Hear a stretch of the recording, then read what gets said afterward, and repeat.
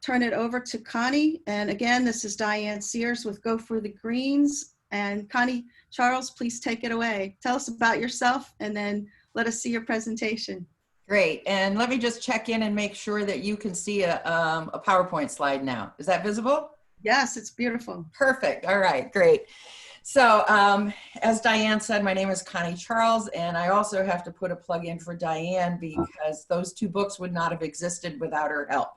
So she's a great editor and was very helpful in getting those books out the door. So thank you, Diane. So let me just tell a little bit about what I do. I have been working with teams and individuals for almost 30 years now. Hard to admit it's been that long, but it has been. And what I primarily look at is the makeup of the team to understand how they can improve their performance through better relationships. And I always say, if you believe that the quality of relationships impacts your performance, then that's what we do, is we help you build those quality relationships in a way that helps improve performance. But as we've gotten into this time, life has really changed for a lot of people. And I'm sure for you as well as for me, this picture you probably wouldn't have recognized 6 months ago, and now everybody knows exactly what it is. And so the work that we're doing with people right now is changing because our environment has changed. It's not so much that people have changed as much as the environment has changed. So now how we're connecting with each other is very different. But all of this has really raised our level of stress. And not only through what's happening with needing to quarantine and pandemic, then we have all the natural stressors that we normally incur as well. So part of what we're going to talk about today is how we can stay in a positive frame of mind as we manage our way through a totally different world and different environment that we may not be used to. And so this particular workshop, I've named choices. We really do have some choices. And here's the choice that we're going to be talking about today. You have a choice. You can either choose to be positive and hopeful, or you can choose fear. And those are the two choices that we have in front of us, but they cannot coexist. It's one or the other. And I'm sure sometimes we feel like this whole fear aspect is out of our control, but it's not. We do have a choice. And so what we're going to look at today is how to manage ourselves in a way so that we protect this choice that we do have to be hopeful and positive. So why hope, and why the emphasis on choosing hope? First of all, it opens up our possibilities. You know, we all are trying to do things differently today. The landscape is very different. And so we need to be able to see new possibilities in that landscape. If we're fearful, we shut down. But if we're hopeful, we start to see those things that are in front of us. And I know we've all read the news stories that are great about people now finding ways to make masks or different ways to build a ventilator. How do we support our communities? And we're coming up with solutions that we haven't thought about before. And when you're in this positive and hopeful mind frame, it unlocks those creative parts of our brain that can start to see the solutions. And it helps us stay in the moment. Because a lot of times our fear comes from past trauma that we may have had that we're projecting onto the future. And so by choosing to be hopeful and positive about where we find ourselves right now, we stay present and are not then a victim of what's happened to us in the past or fearing what may be happening to us in the future. And that's what allows us to find the solutions to the problems that we're dealing with, and allows us to think creatively, and also opens up an unlimited range of possibilities. And that gives us confidence. And when we are in this confident state of mind, we're going to navigate what we're dealing with. So what we're going to be talking about here in this workshop is how we can avoid losing hope and how we can make the choice for it.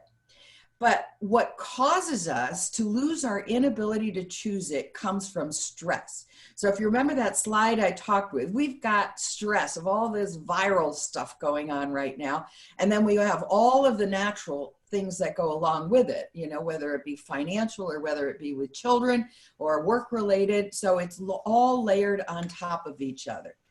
But when we get into this mode, that's when we lose our ability to choose for hope. And we define stress very specifically. And I just want to remind you of what that is. Stress is a reaction to an unmet need. There are some people that define stress in a very positive way. It's like the pressure produces the diamond. But we're defining it very specifically as being in an environment where our needs are not met and we react because we have lost control over our normal behavior. And so that's what we're going to talk about today. And we're going to use our iMap tool as a way to identify for each of us exactly what those particular stressors are. Now, why is this important? When the world is spinning out of control, the only thing you have control over is you and how you react to what's going on around you. You do have control over that. And so in order to be hopeful, we need to recognize the control and the power that each one of us have. And self-help starts with self. And I was listening to, I was on one of my little quick grocery runs and happened to pick up an NPR interview with these two women that had recently written a book about their experiences of having tested 50 different self-help methodologies. And what they had done is they had actually, lived by them for several weeks to see, do they work? Are they leading us down the wrong path? What should we try and do? And this had to do with everything from how to organize your home to, ways to structure your work environment. So lots of different self-help. But as I was listening to it, the thing that was missing was nobody talked about self. They only talked about the help part. So to be able to help yourself, you need to start with understanding yourself. So that's what we do with iMap. And iMap gives us a tool to kind of accelerate our ability to understand ourselves. And the work we've been doing in the corporate environment is to understand each other as well. But that's what our focus is going to be. As we learn about ourselves, we're going to learn those strengths that we have that will allow us to get better control and able to choose. So by understanding what causes you stress, not what causes your spouse stress, not what causes your kids stress, not what causes your boss stress, but what causes you stress. It's unique to you. And when you understand that, then you're going to be better able to make those great choices. So you were offered an opportunity to take our iMap questionnaire at no charge by going to imapmylife.com. If you haven't had a chance to do that, that offer is still out there, so you can do that when we finish. If you have, I would suggest that you go and pull up a view of that map, and that's the 4-quadrant grid, the red, green, yellow, and blue, because what I'm going to do is I'm going to walk you through that and how you can use that to better manage getting your needs met, avoiding the stress, staying in control, and making better choices. So that's what we're going to be looking at right now. So pull that up if you happen to have it, and it will make it more meaningful for you. If you don't have it, I'll walk you through how you can at least do a guessing game until you have time to go online and actually complete the questionnaire. So there's a 4-dimensional view that we look at, and it starts with different symbols that represent these 4 different dimensions. And the first dimension is the asterisk. And this is what people love to do. And in fact, these are the words that they use. I love. So if I were to go up to you and ask you, what do you love? It's what you fill in the blank with. So it can be, I love being outdoors, or it can be, I love organizing things, or I love reading, or I love music. But these are the things that are passionate for us. It's what we really are energized by. Nobody needs to motivate us around these things because they come naturally to us in terms of what it is that our preferences are and how we want to spend our time.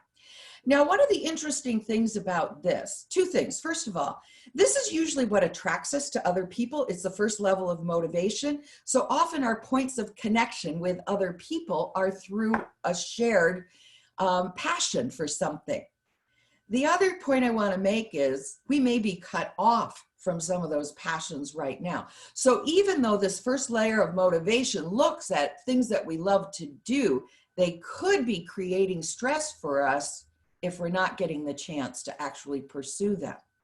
But this is the first layer of motivation, is what we love to do. And the second Connie, layer, yeah, go ahead, Diane. do you have slides? Because right now we're just seeing your home slide. Well, thank you. I've been showing slides, yes. Okay, good. Let's see. Yeah, we've all been watching. So let's see. Can we get the slide to advance? Let's see. It was advancing on my side. Are you seeing it now? No. Okay, I need help then because let me try this again. It says I'm sharing my screen. What? Okay, wait a minute. Let me try this. Okay. And thank you, all of you participants who private emailed me to ask. Let's see. Well, you are sharing your screen. There we go. Are you seeing it now? COVID.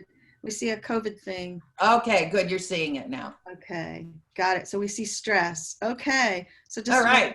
Yes. Thank you. And thanks, everyone. Great. Okay. Sorry about that. Yeah. All right. So I'm just going to fast forward through these, but you can now see what I was talking about. All right. How we lose hope is through stress. That's when we lose our choice. This is why it's important. And the key point here is self-help starts with self, understanding you. And now we're talking about these 4 dimensions. So we all caught up now? We good? All right. Great. So we talk about first what we love. Then the second layer that we look at is represented by a diamond on your map. And this looks at the strengths that you have naturally developed. And so this is looking at who you are as a person. So a lot of times people use the 2 words I am. I am good at making decisions, or I am, what are you good at? That's what this is. Now, the reason this one is important is this is what we use to adapt. It is our strengths, and we all have a home base, but really we want to learn all of the behaviors from all 4 quadrants because we want to deploy them as needed. And we want to be operating out of this strength because that's when we stay in control of our choices. What determines whether or not we stay there is whether or not this 3rd layer is met. And this is the second aspect of motivation, which is what we need. So if you think of this diamond, this strength as the you on the outside, it's how you've been socialized to be successful. The need is the you on the inside. And you can see with this sample, they're in different parts of this map, indicating some level of complexity. So if your symbols are pretty far apart, they're pretty complex. If they're close together and in the same color quadrant on the map, then a lot of times that signals a little less complexity and you might be easier to read. But most of us have our symbols spread out on the map. But this is describing fundamentally the you on the inside. Now, this is the critical part of maintaining control over who we are and our choices, is making sure that these needs are met. Because when they're not met, then we run the risk of this 4th layer represented by a square, and that's when we react. This is behavior out of control. So it's almost like if I go up and snap my fingers in front of your eyes, try not to blink. You know, it is a natural reaction that we lose control over. Now, we can stuff it or it may come out somewhere else, but it still is occurring inside of us. And this is when we lose our ability to choose. This is when the fear starts to kick in. This is what causes anxiety, is when we end up in these behaviors. So what we're going to do is we're going to talk through each one of these and take a look at how we may be different from each other. And then from a self-awareness standpoint, giving you the chance to figure out how you can gain better control over your choices so that you can choose a positive choice of hope. So let's talk about what we love. Now, for those of you who have not yet completed the iMap questionnaire, then you just see which one you connect with most. If this asterisk is down here in the blue quadrant, then you love to create things. And it can be ideas. It doesn't necessarily need to be something artistic, but you're always looking at the future. So if you're in a work environment, a lot of times you may focus on like strategies, big picture kinds of things, but you are very future oriented and maybe thinking and dreaming about how things could be and what that might look like. So that's how you want to spend your time, is in building new things and new ideas and innovative types of things. Whereas if you're in this red quadrant, then what you like to do is more in the present. You want to build something today. So what project can I do? What can I start and finish and see some result at the end of it? If you're in this green quadrant, then you like to interact with people. You like coaching or selling or teaching. And for a lot of people that are now under quarantine, this is really hard because they're missing that interaction that they would naturally have with people. And that's a motivator for them. They're looking for somebody to talk with. Whereas if you're in this yellow quadrant, what you like to do is organize things, whether they be systems or processes or procedures, but you like getting into the nitty gritty of detail and making sure. In fact, I saw a really interesting meme where this person had run out of things to organize anymore and clean. And so they were vacuuming the roof of their house, you know? And so those are things that are important to people in this yellow quadrant. So what you want to think about is, am I getting to do the things I love? And if for some reason, because of the current environment, they're missing, how in some simple way can I start to reconnect with what it is that I love? Or people who share what it is that I love? Because we want to keep our motivation high. And this is the first step of motivation, is really doing the things that we love. So what have you lost there and how can you regain it? So figure out where you are on this map and what it is that you love, and take a minute and maybe just jot down a few things that might go along with each of these 4 categories that are an expression of what you really love to do. Now what we're going to do is we're going to look at the strengths that we have. This is where we all want to be operating out of, because this is where our choice resides. If your diamond is in the blue quadrant, then your strength is aim. Now, what do I mean by that? It means that your strength is in thinking through complexity and figuring out direction. So you go deep, both with relationships as well as projects or concepts or work that you're trying to do. So the aim is somebody who basically slows things down, processes it, makes very deep decisions before they get moving. Your strength, if you're in the red quadrant, is speed. You're really, really good at simplifying things and taking the complexity out of it and making those decisions that allow you to get going. And so your strength is the ability to mobilize towards action. It's the get her done kind of approach. The strength of people in this green quadrant is flexibility. You develop kind of an end goal that you want to go towards, but then you react and respond in the moment very, very carefully about and consciously about what has to happen next. And you're really good at dealing with surprises and change. You establish your targets and then read the moment and look for what's going to take you there. But you don't restrict yourself by rules or processes that build inflexibility. If you're in the yellow quadrant, then your strength is focus. And so what you're trying to do is get across the finish line by putting in place the steps that will take you there. And so you're good at analyzing situations to figure out what those steps are. And then once you put your plan in place, you follow it until you get things done. And so you bring a discipline to the table. Now, all of you have a strength.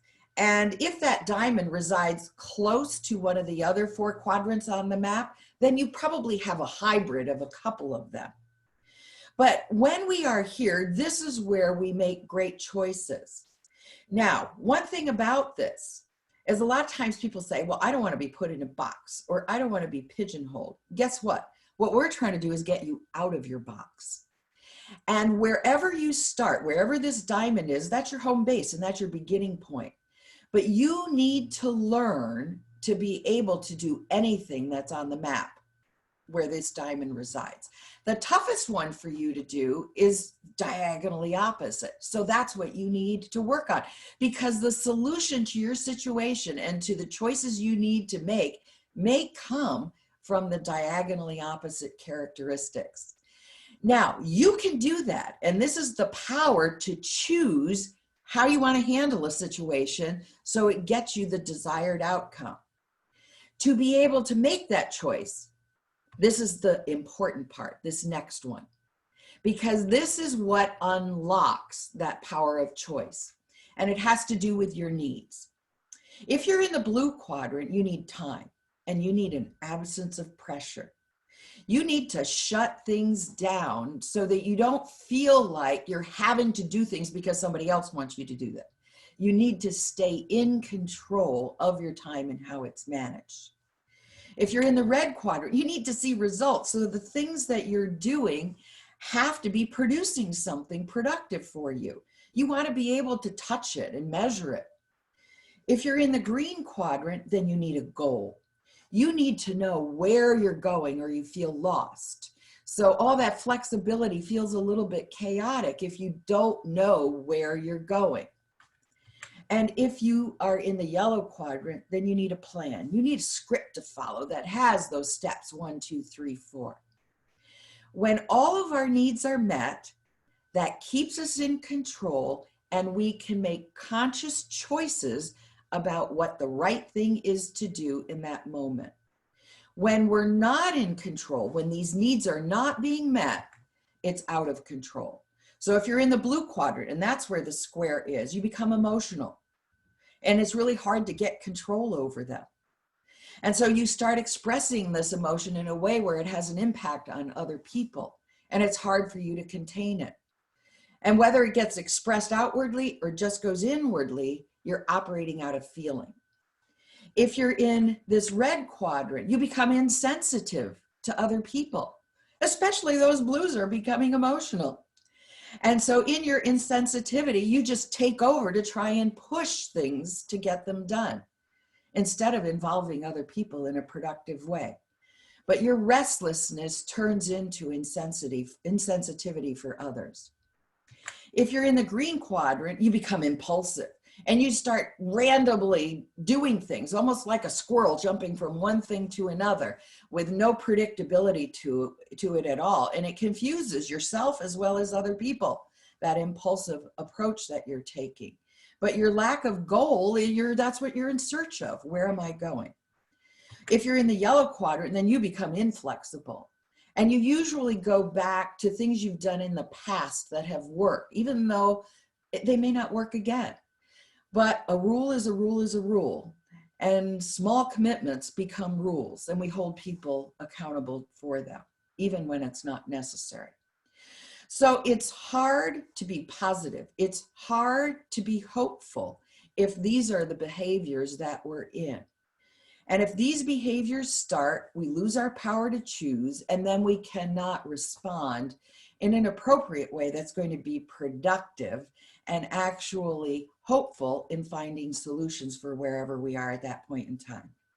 So what do we do about it? So here are some ideas. What we want to do, first of all, is recognize when we're operating out of strengths. This is the self-awareness piece. Know what they are. Know what it feels like to be in control. And recognize when the pivot starts to occur, and it'll come from one of those needs not being met. When that pivot occurs and you start moving towards those stress behaviors, instead of judging, and that's what we do for ourselves or for other people, is when we see these behaviors, we become critical and judgmental, and we avoid people or we push them out. But instead, we need to recognize it as an unmet need. So when those behaviors occur, it's the signal some need is not being met. And here's some things that you can try to meet those needs. First of all, if it's in the blue quadrant, you do need some time alone to settle down that emotional nervous system, to get rid of all the things that are pressuring you. Now, in our current environment, it just may be, a half an hour soak in the tub, but you need something. You need that space to meet your need. If you're in the red quadrant, you need to take some action. So in our current environment, do something, create a project plan for yourself, but it's got to be something hands-on, and it's got to be something physical, and it's got to be something where you see an end product. So create a project for yourself that gives you that sense of beginning and ending and feeling like you've actually accomplished something. If you're in the green quadrant, set some goals. Now, not talking about lifetime goals. This is not the time or place to start lifetime goal thinking, but set some goals for the day. You know, like I have a goal for this week of I'm going to go out and run for 30 minutes every day. And then also build a reward around that particular goal that keeps you motivated and incentivized to complete it. But establish those targets for yourself that keep your gaze and your eye towards something that you can accomplish. If you're in the yellow quadrant, then make a plan. Sit down, create that list. Even do it hour by hour. For this hour, I'm going to do this. Next hour, I'm going to do that. And then follow it. But give yourself that sense of stability by, in advance of the day, start your day out by creating that simple plan. And again, the plan is for the moment. It's not for the lifetime. We're not in those positions to do that right now. So when you start taking action to meet the needs, it takes you out of the stress behavior and puts you back in your strength. And it's when we're operating out of strength that we're able to maintain that control and make the choice for hope instead of for fear. So let me pause there and see if there are any questions that have come up about what we've done so far. Diane, I know you're managing the chat, so I don't know if any questions have come through the chat line, but be happy to answer them either about your own profile or something that we've talked about here. Okay, well, I'm getting some private messages from people saying, oh my gosh, this nails it, my quiz nailed me for sure. Oh, good.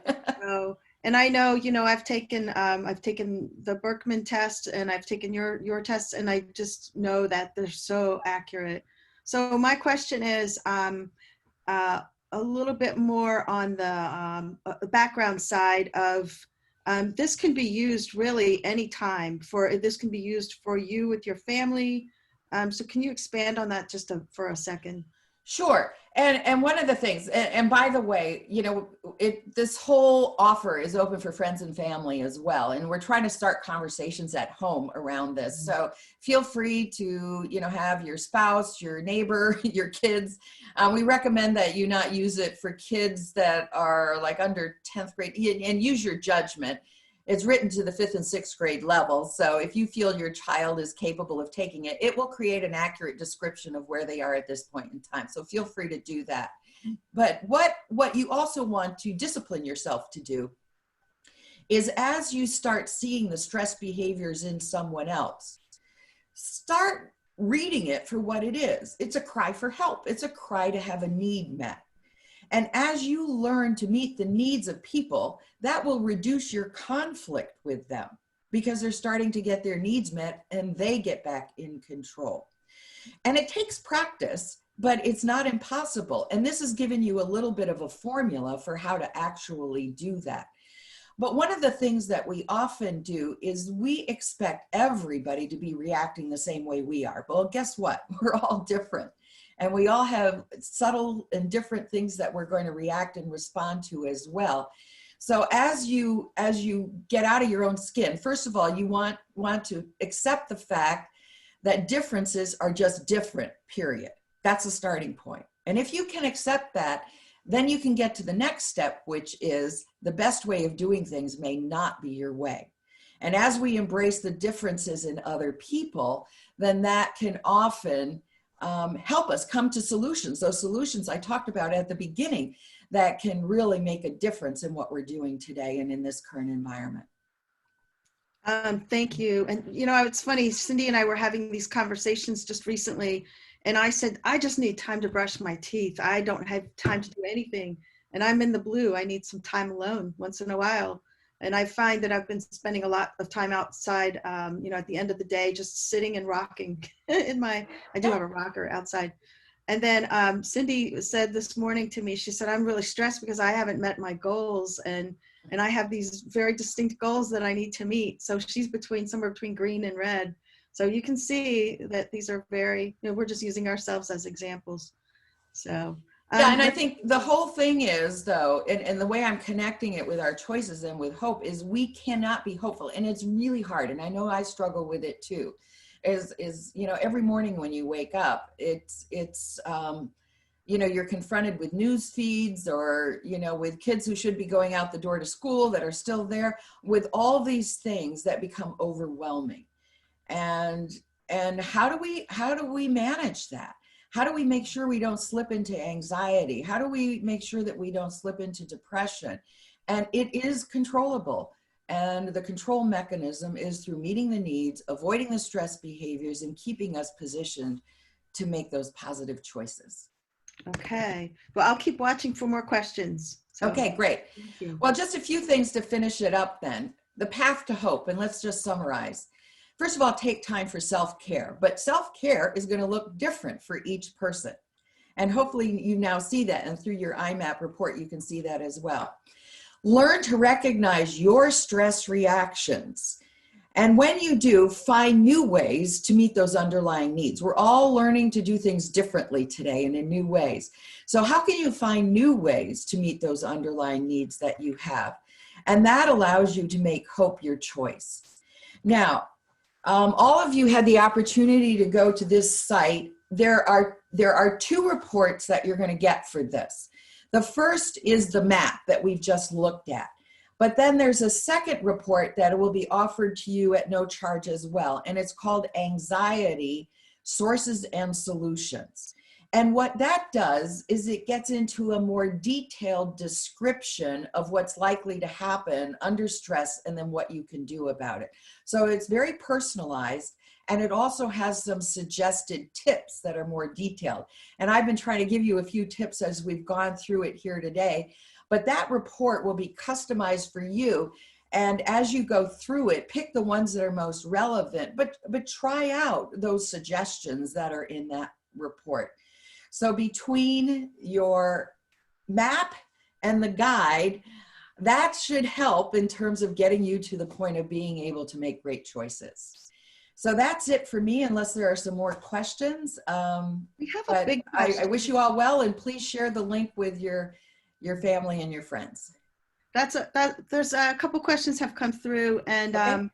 These are about getting your spouse to get on board. So both of the spouses mentioned happen to be husbands, but to get them on board about doing this. So what if they think, oh, it's just too fluffy or whatever? What's your advice on, trying to explain why this is important? Well, I think everybody is motivated to be successful. And so that's where you have to start, is why would you want them to do it? And if you can picture an image of success and start there and say, you know, I would really love to have us have deeper conversations with each other, and I think this will help. Now, if that's something he wants, then he'll be more motivated to buy in. But find some shared vision of success and then link the taking of the questionnaire to that particular shared vision of success. Another thing you can do is share yours. And a lot of times, one of the reasons people don't want to take it is sometimes there's a sense of anxiety about what it's going to show. But you can see from your own reports, it's really positive. And one of the things about this particular methodology is it's assuming everybody's normal. And the bar for normal is wanting to succeed. So what we're giving you are tools for success. This isn't to be critical or judgmental, but it's tools to help you succeed. So a lot of times sharing our own information, even in advance of them taking it, can really help as well. But find that common success vision that you can link it to, and that can often be the motivator, or share your own information. That is so perfect. I love the way you describe that. And I remember you have always described it that way, that there is no wrong way. So when you take this, you're not going to find out all your faults. Instead, you're going to find out this is what your normal is. And everybody has a different version of normal and a different vision of success. So I think that's really important. We are we are talking about, let's see, everybody has said, so many people have said, thank you for being so generous and sharing this with us today. And I think it's going to be a great tool. And we're also talking about doing this for our mentorship program. Connie, you and I discussed that, to do this with the high school and college kids. So I think that'll be really good. Yeah. And there's also some other reports. If you do have high school or college kids, there is one. It's not part of the free offer, but it's only $10. There's one on career pathways. And you can add that into, or you can go back and purchase it afterwards. But what it does is that based on that person's report, it links them with specific career pathways. And if you keep clicking through, it gets very granular into, here are jobs that might be good fit for you too. So that could be helpful for people that are trying to make some career choices, is to get that particular guide as well. And now I want you to do a little bit of a plug. While I'm waiting for some more questions to come in, do a little bit of a plug about what you do with this on the golf course, because I think it's so fascinating. Well, what we do is we take a picture of you, and it's a multi-layered picture of you, as you saw today with the different symbols we looked at. And then we put you in different scenarios. So the scenery changes, but you don't. So we look at how you're likely to approach playing a game of golf. So what is it that you love about the game? So people in the blue quadrant love the scenery. These are people that stand on the first tee and just start turning circles going, oh, isn't it gorgeous out here today? Whereas people in the red are going, boy, I got these new clubs and I actually assembled them myself, you know? So it impacts what it is that we love about the game, but then also our approach. Whether, you know, we take a lot of practice swings, whether our best game is to slow it down or to speed it up.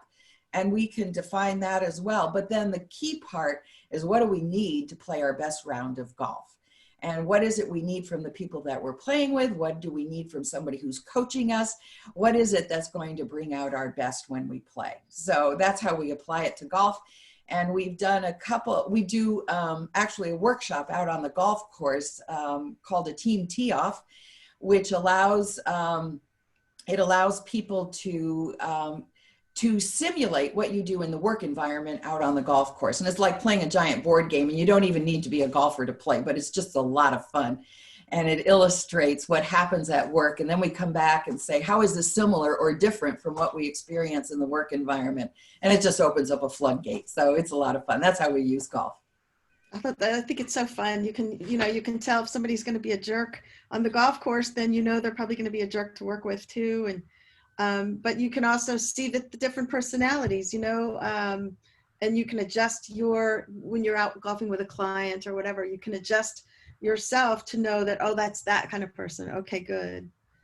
Yeah. Let's see, we did have a couple more questions. One is, would this be a good tool for hiring? And how do you use that? Yes.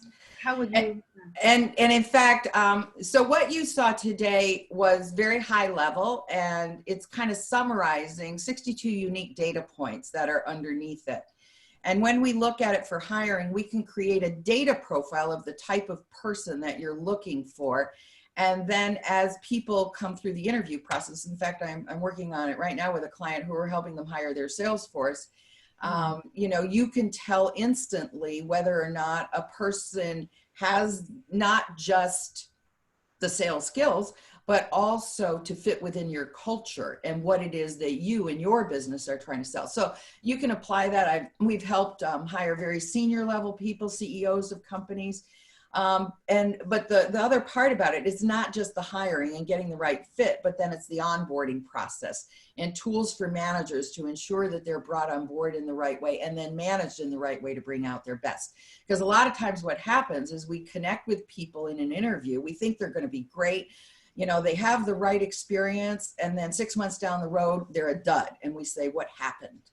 Well, Right. That's because they got into the environment, it didn't meet their needs, and they moved from strength to stress, and all we saw was their stress behavior. So that's what we can prevent by getting the right people in right at the get-go. Oh, that's so good. But that was from a question from Delinda Rabinowitz. And then here's a question from Faith Grant. Well, actually, she says her team has had a variety of tests over time. And this is the first one that gives actionable use for the results, not just an assessment, but practically helps with practicality and relationship building. So And I think that's something that you've said for a while, Connie. Yeah, and what you have been experiencing here is through our platform called iMap My Life, and that's designed for individual use. But we have a team version that's called iMap My Team, and it creates a dashboard of your entire team. In fact, we have one client that by the end of the year, they'll have about 10,000 people in this. Oh, God. And it allows you, you know, and obviously, you know, it's set up differently with different business units and things like that. But it's perfect for this virtual environment now where we don't have the natural ways of building relationships. This will give you the decoder ring for each of the people on your team, what to avoid with them, how to talk to them, how to coach them, even how to do a performance review. And then we get that information on each other as well. So as a team member, I know how to talk to my boss and I know how to talk to the person that I'm working with on a project. So that's the team application of what we have, but it's a different platform than iMap My Life. But you only need to take the questionnaire once. Yeah. We get the data and we just move it to whatever application makes most sense for you. Oh, I just remember when I first took my my test. Gosh, how many years ago was that? And I was fascinated. It took me like an hour and a half to go over it with your person, and it was so accurate. And that very day, I was able to solve 2 problems that I'd been having with my with people in my business, and I realized that it was my reaction to what they were doing. It wasn't them and what they were doing; it was my reaction. Very interesting. Yeah.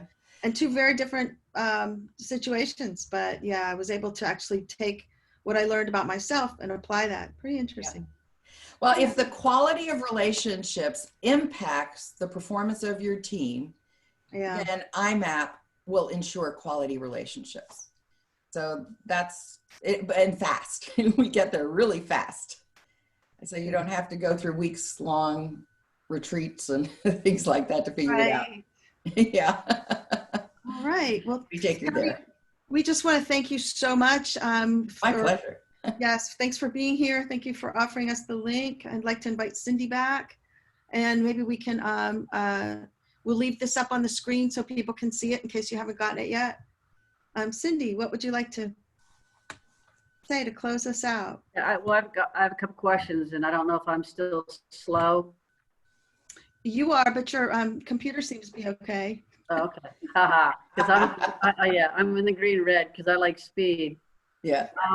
Connie, you know, we were able to see the books that you have. I'm sure that people probably want to know if is this something that we can put on the Go for the Greens website, the presentation that you had? Oh, yeah. Sure. Yeah. And also, I write a weekly blog. It is available through, if you connect with me on LinkedIn, it goes out on LinkedIn or Facebook every week, but also we can send it direct to you via email. And in fact, if you signed up and took the questionnaire, then you will most likely get it as well. But that weekly blog is designed to keep this alive and give you new thoughts. This week's was on dancing alone and how we've all gotten used to dancing alone now and how we need to get back to learning to dance with other people. So, you know, if you're interested in that, it's on our website as well, which is imapssi.com. So, okay. And Connie, do you want to give your email address or? Sure. Yeah, it's Connie at imapssi. Okay. All right. Thank you so much. And we will see you all next week, and watch for our emails. Thanks for being with us today. Great. Thank you, everyone. Choose hope.